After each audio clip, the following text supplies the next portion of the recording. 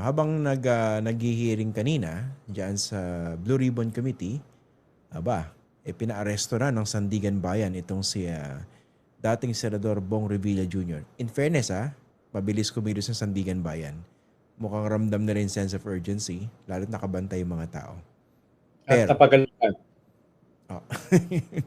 go ahead. Pero, go ahead.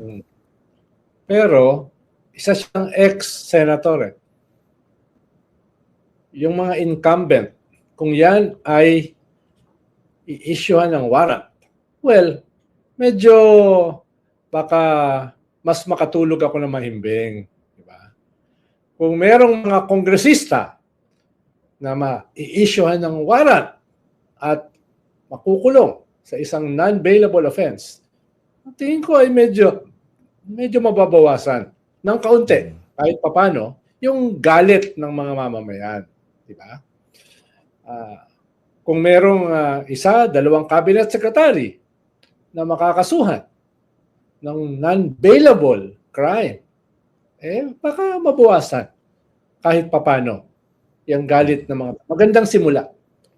Incumbent senators, incumbent congressmen, no, cabinet secretaries, medyo magiging optimistic itong taong ito.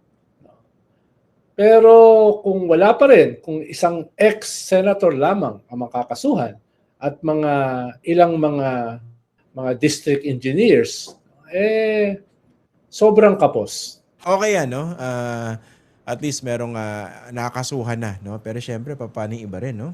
O nga, I agree, Senator, no? Dapat merong, ako hinihintay ko yung senador Senador. Na medyo, di ba? Naasar nga si Senator Ping kay Bonoan Di ba? Yung pagbibigay daw ng mga maling mga coordinates. Ako nakaharap ko yan si Kwan Medyo kinanto ko ng konti si Bonoan nung nag-guest ko siya sa Storycon. Anong sila mo, Sen? Ang paliwanag niya ay minimal lang naman daw yung corruption. Isang distrito lang naman daw sa Bulacan. Nandun lang naman daw yung corruption. Tapos sabi ko sa kanya, ibig niyong sabihin, Secretary, sinungaling ang presidente, sinungaling ang inyong boss. Yung ba ang inyong ibig sabihin? Matras. Ano sabi? Matras. Kaya kita mo pa lang nung simula. Nung nagsisimula pa lang itong massive corruption scandal na ito, sinusubukan na niyang i-minimize. Pansin ko lang dito kanina, Sen, dito kay Secretary Bunuan, nung kinonfront siya ron sa allegation laban sa kanya specifically, medyo dun pa sa latter part nung nag-deny siya ng categorical Parang medyo ano-ano pa nung simula. Di ba kunwari ikaw, Senator, akusahan kita ng nagnakaw ka ng ganito kalaki. Ganito yung commission mo, Senator. Umabot ng ganitong bilyong piso. Di ba? Magagalit ka, mumurahin mo ako, Senator. Di ba? Hindi na yung yun, di ba? Hindi ako magnanakaw. Hindi ako pinalaki ng ganyan ng mga magulang ko. Kaya ko yung tingnan sa mata. Yun. Sabi ni Joel Villanueva yun, di ba? Hindi, iba yata yun. I just realized.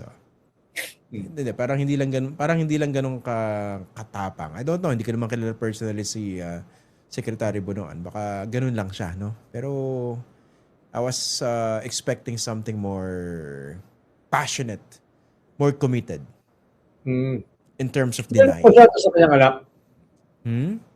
Na contractor. Tinanong siya? Hindi yata siya natanong doon. I might have missed it, pero I don't think natanong siya tungkol doon. Yun ang isang namin ni Bernardo yung anak niya, saka yung anak ng isang mayor sa Pampanga na nalink sa Napoles dati ay magkakaugnay sa isang firm ng mga kontraktor. Tsaka ang problema rito ang laking part ng hearing kanina talagang uminog doon sa discussion tungkol sa mga coordinates. Well, clearly messed up itong sistema sa DPWH at dapat ayusin nila yan.